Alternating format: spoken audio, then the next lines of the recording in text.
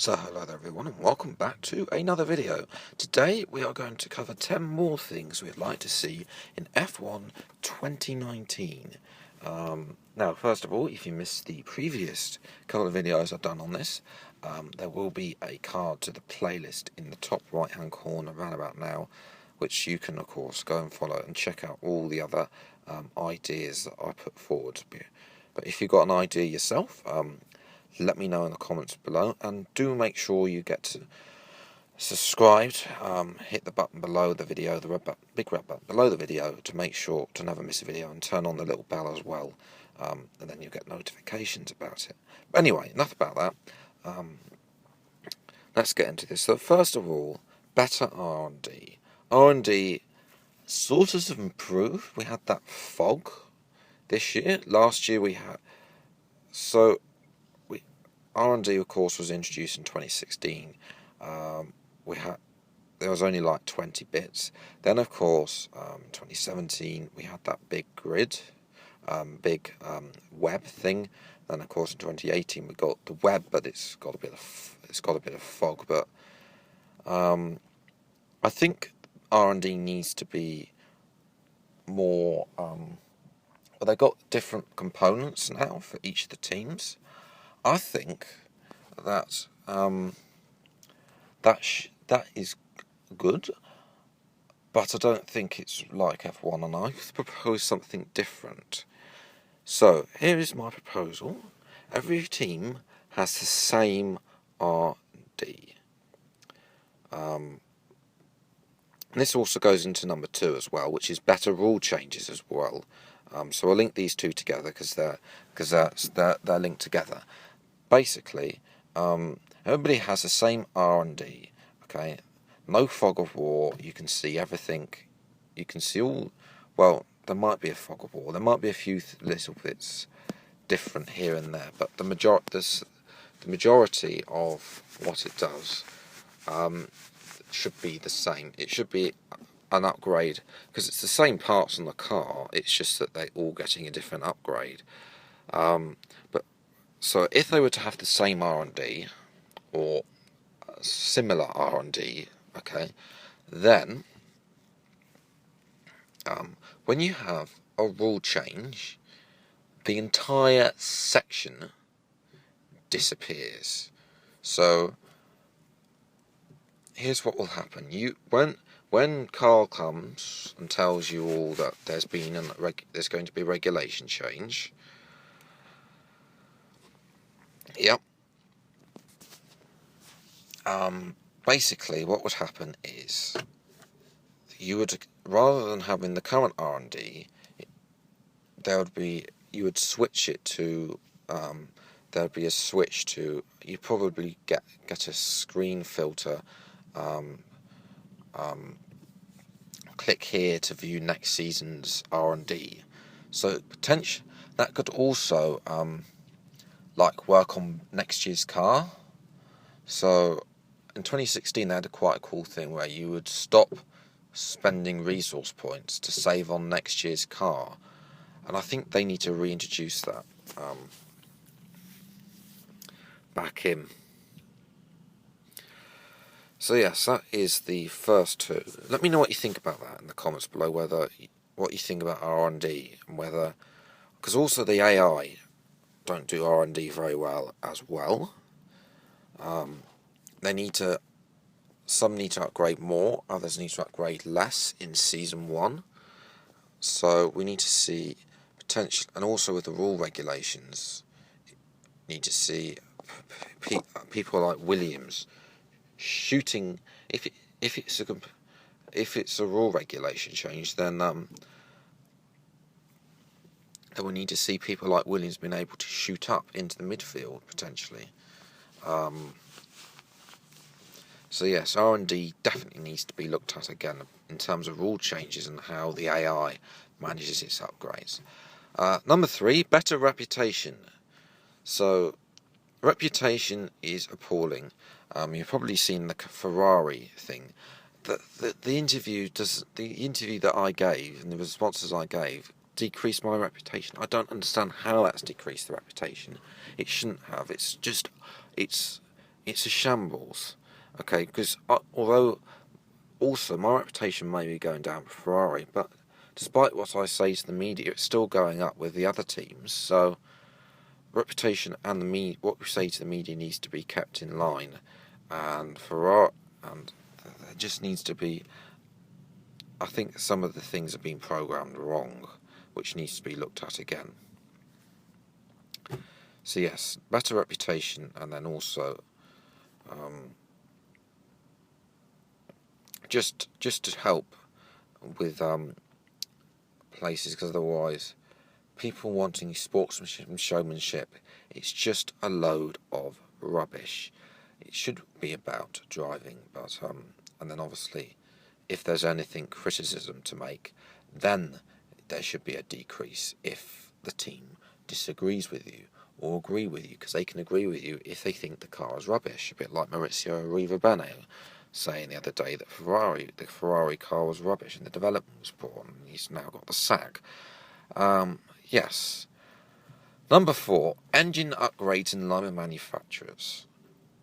What we have currently in the F1 game is that you upgrade regardless of where the manufacturer is. So if you're a customer, like, I don't know, Red Bull, Haas, Sauber, etc., you can you can have a better engine than your supplier.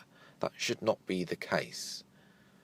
Okay, the engine upgrade, if you're driving for a customer team, the engine upgrade should be depicted by the supplier team, the factory team, Ferrari, Renault, Mercedes, not having Force India or Williams having a better engine than Mercedes, or Red Bull having better, well, it won't be Red Bull next year, McLaren having a better engine than Renault.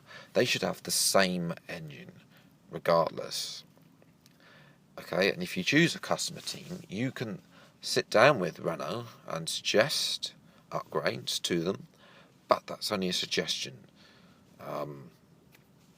Again,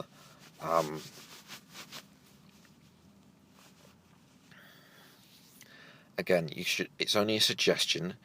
You wouldn't be able to choose with the upgrades, but yeah, that would then go in line with. It would be easier then if you're a customer team, you'd have not that thing to worry about when the rule regulation changes.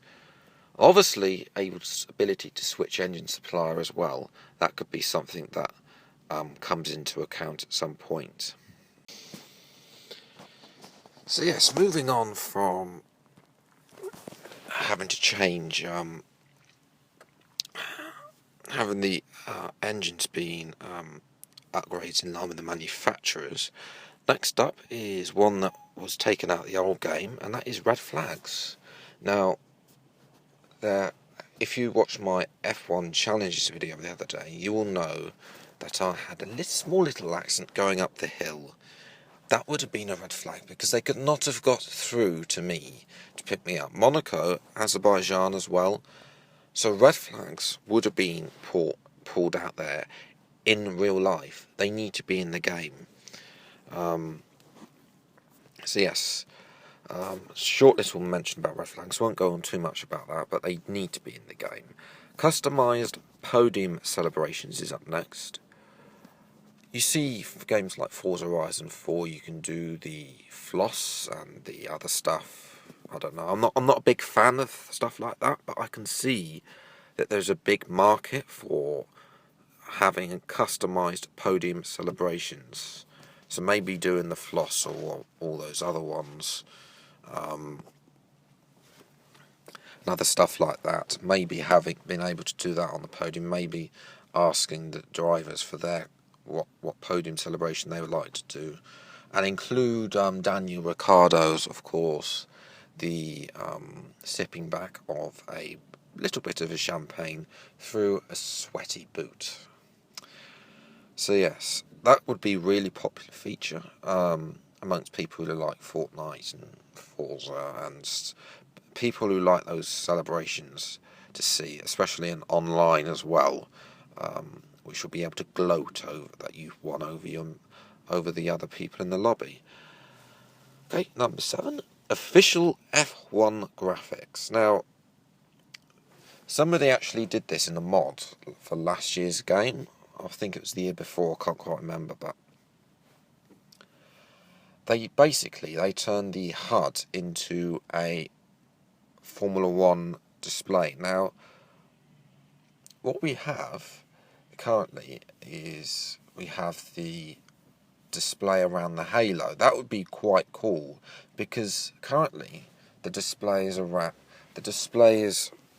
the mirrors, and really one of the mirrors isn't very good. So having the display around the halo could actually, obviously you've got to add the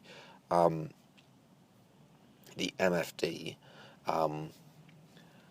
and adding those stuff like being able to come into the pits, etc., etc. But that could be put on another. They could split that from the actual speedometer and gearing and so on, etc., etc. From obviously when you're in cockpit mode, you don't actually have that. So yes, that'd be quite nice to see the official, especially with that.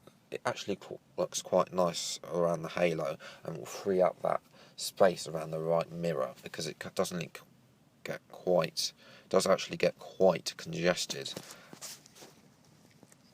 around there. So yes, moving on now, it's time to talk about the online stuff that I have for this episode.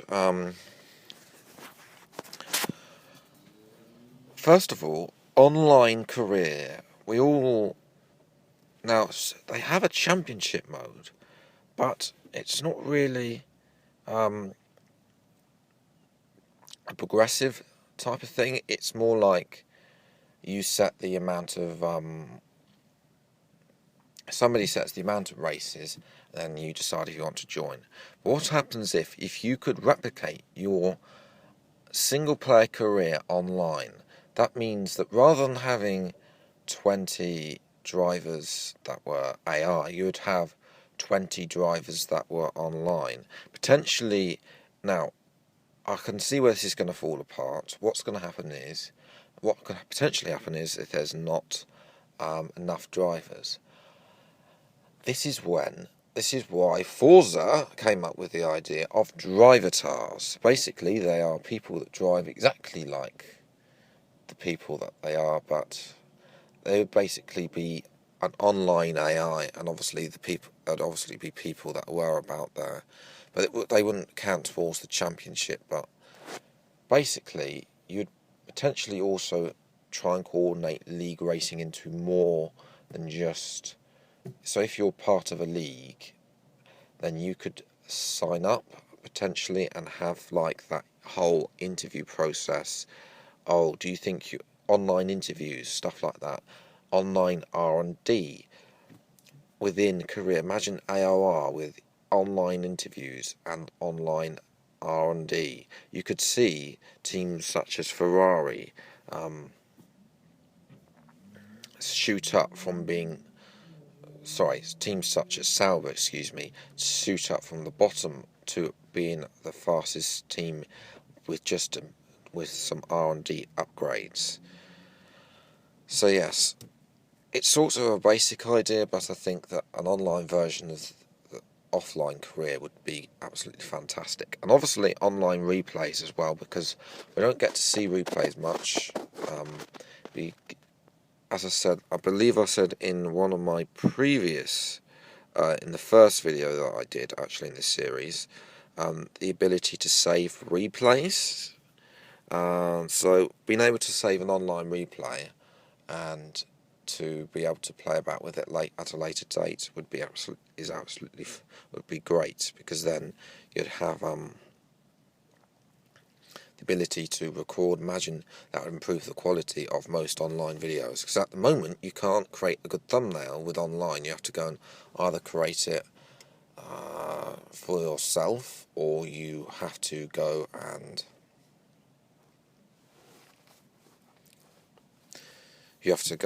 basically just take a screenshot most of my time I'll just take a screenshot of whatever's there.